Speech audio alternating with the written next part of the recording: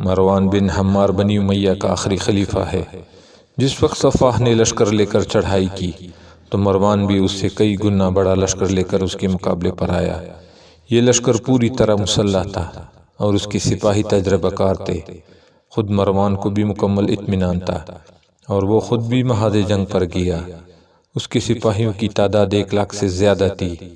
حیرت انگیز بات یہ ہوئی کہ جنگ شروع ہونے سے پہلے مروان کو پیشاب کی شدید حاجت ہوئی اور وہ اپنے آپ پر قابو نہ رکھ سکا۔ کوئی ایسی جگہ بھی اسے نظر نہیں آئی جہاں وہ چھپ کر رفع حاجت کر سکے۔ بالآخر وہ گھوڑے سے اتر کر ایک جانب دوڑا۔ لشکر والوں نے جب مروان کے گھوڑے کو خالی دیکھا تو وہ سمجھے کہ مروان قتل کر دیا گیا ہے، چنانچہ اس کا سارا لشکر بھاگنے لگا۔ صفاح کے سپاہیوں نے بھاگتے ہوئے لشکر کا تعاقب کیا۔ مروان کے بہت سے سپاہی مارے گئے، کچھ قیدی بنے اور کچھ زخمی ہوئے۔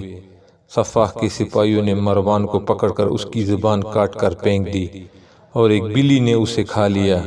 اس طرح ایک بڑی اموی حکومت ایک غلطی کی وجہ سے ختم ہو گئی۔